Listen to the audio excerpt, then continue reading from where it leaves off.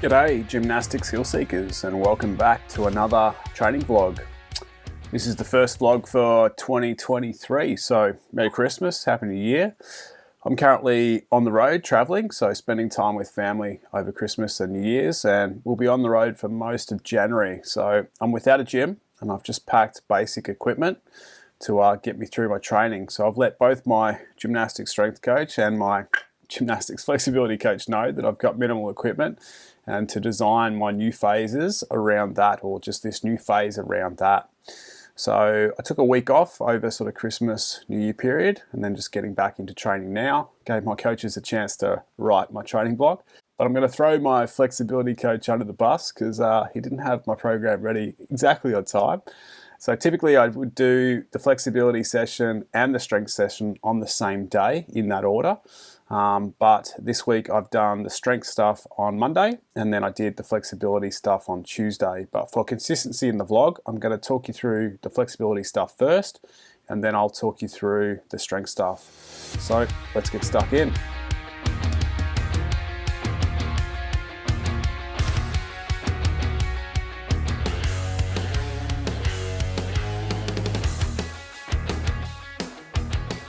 Okay, so currently over in South Australia, staying with my partner's parents, and this is their back block that I'm training on. And the first thing we're going to be working on in day one of my flexibility program is the head to toe goal. So it's working to improve my pike flexibility and my pancake flexibility by really targeting the posterior chain. So the session starts with some hip capsule work. So we're going to be working on some hip internal rotation with this side lying hip internal rotation exercise. It's just like an isometric hold here, so I'm fighting to get more internal rotation in the hip. I've done this exercise multiple times in past phases, but it's always good to come back to the same exercise to see progress and obviously to keep the gains coming.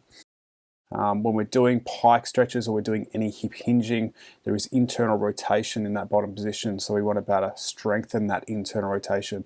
In your squats we have internal rotation, in deadlifts we have internal rotation. All these things have internal rotation. That's not something that's commonly trained in the gym setting. I'm supersetting that with a pigeon stretch. This is not in the program, but I've just got A1, the hip internal rotation.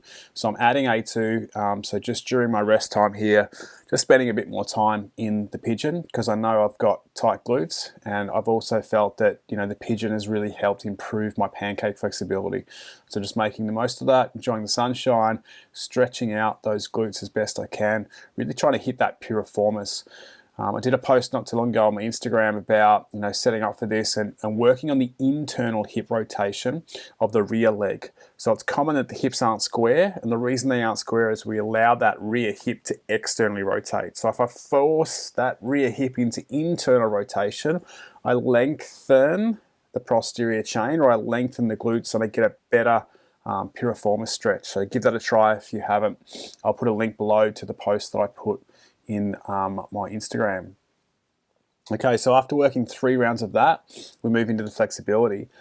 So we're starting with a seated pike leg lift, but a little bit different. We're using a band. So I'm placing a band around the foot, and then it goes around the back of the pelvis and loops over the other foot.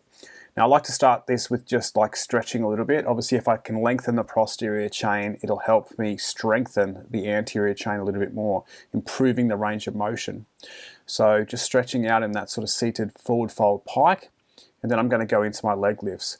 Now the idea of the band is to provide a little bit of feedback. It's making sure I'm not tilting the pelvis back. I'm keeping the pelvis tilted slightly forward here, which helps me to isolate more of the hip flexors. Another thing I like about the band is one way to get the hip flexors working is to think about drawing the femur, so the upper leg bone, into the back of the hip capsule. And obviously with the band, it's naturally wanting to pull the femur into the back of the hip capsule, which can help with, again, hip flexor activation and just getting better movement through the hip there. So just working these leg lifts, it's just 10 reps. I'm trying to add a little bit of a pause at the top and really think about the compression there. Can I pull my thigh up towards my belly? Can I feel the thigh touching the belly even more as I go through these repetitions? Quite like this exercise. It's quite easy to do. All you need is a band and you get to work, as long as you've got the flexibility to obviously start training this. All right, I'm supersetting this with a standing good morning. Now, ideally this would be weighted, but obviously I don't have any weights at the moment. So I'm just gonna work on a body weight version here, placing the hands behind my head, maintaining a flat back and really working on the anterior pelvic tilt here. As far as I can go down, I maintain that flat back, and then when I can go no further, I'm allowing the spine to round and I'm touching my elbows to my shins, trying to go as low as I possibly can. So this is just a way to start to increase, obviously, the posterior chain length.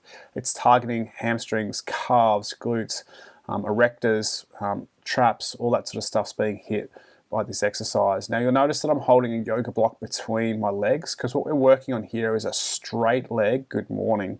And I find that crushing the yoga block between my legs just gives me feedback and it reminds me to keep the legs straight, reminds me to contract the quads hard and not allow them to bend.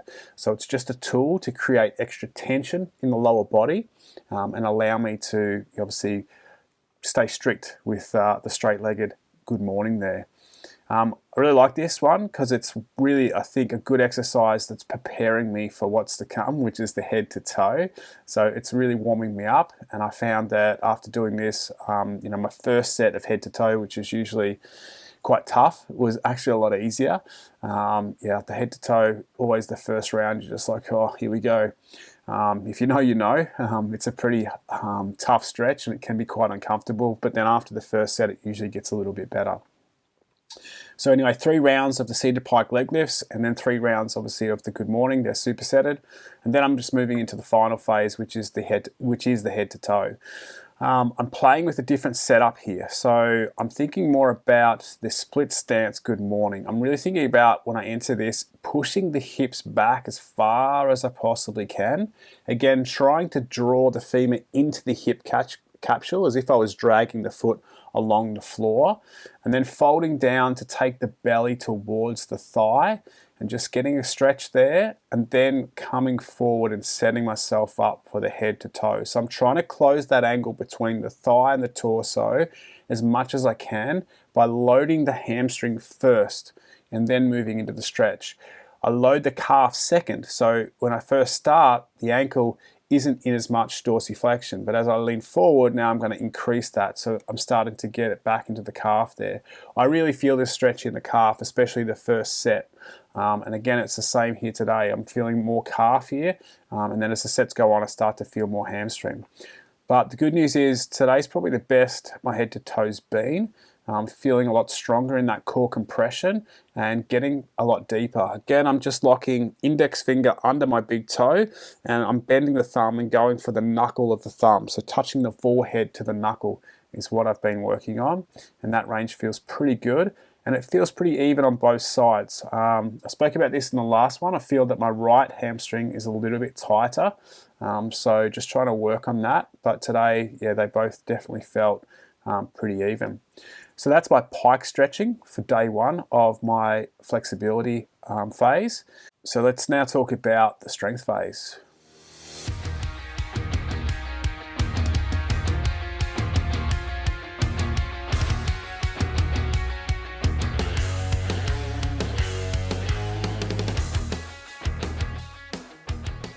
So this week is also the start of a new gymnastic strength training phase, but this day is very similar to a day that I was working on in the previous phase.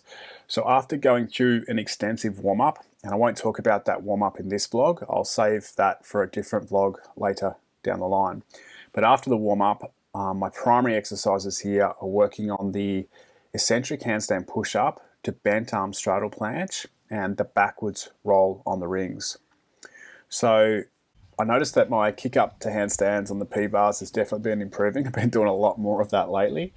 I'm using a slightly higher set of P-bars here to give me a little bit more space in that bent arm planche. And I've changed the technique on advice from Manu, my coach. In the last phase, I was trying to go sort of down and forward at the same time. So I'm coming down in the eccentric handstand push-up and moving directly into the bent arm planche.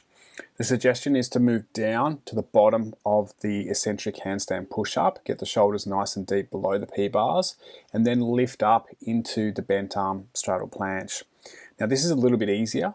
It just changes the lever length.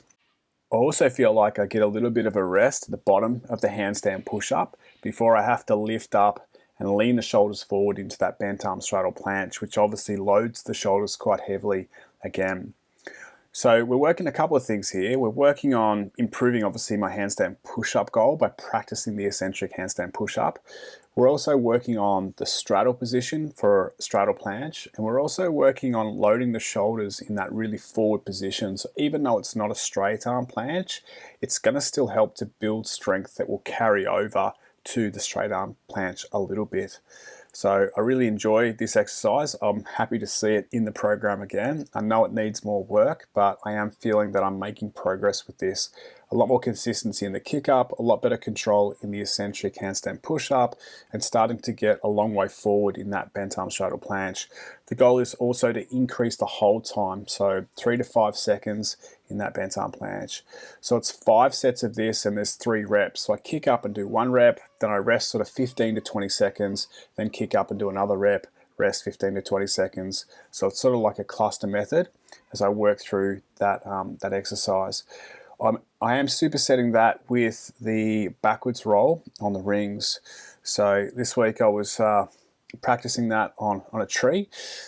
So just finding a nice height and a nice strong branch to hang that on.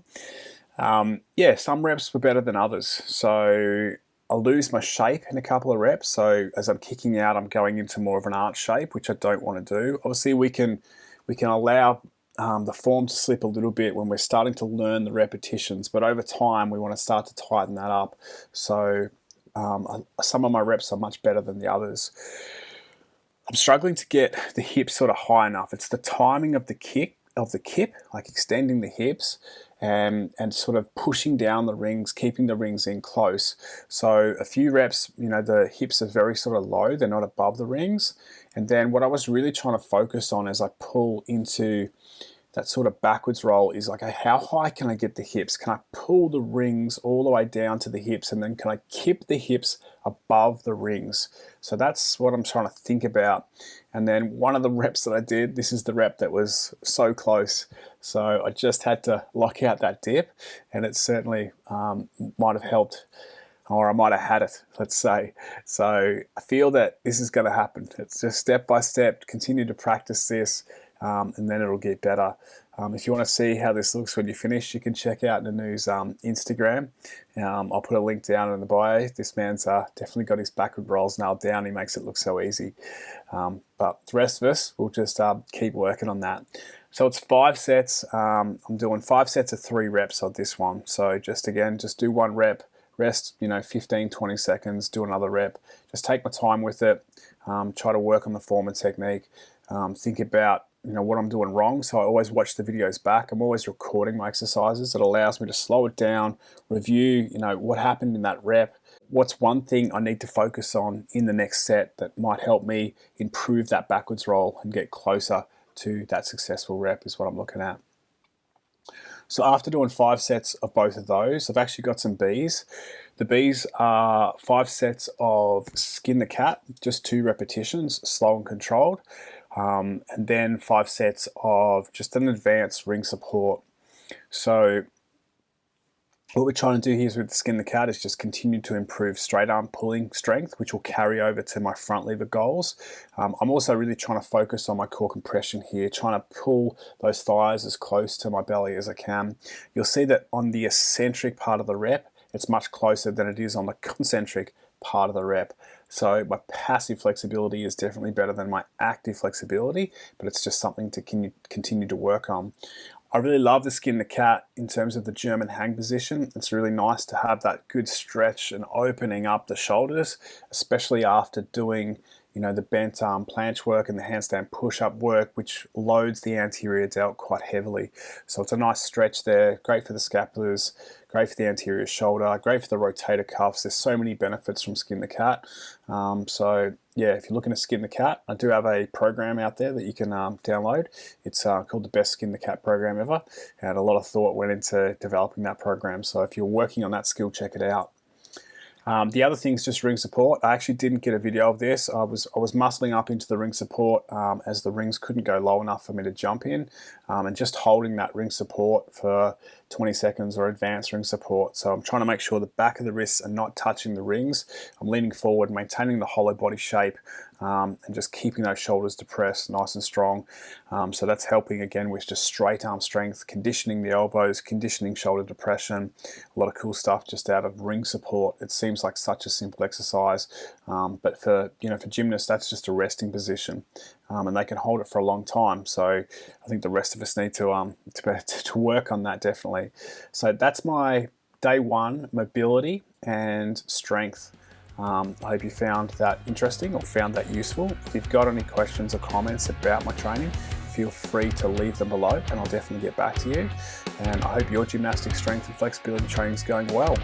And I'll speak to you next time.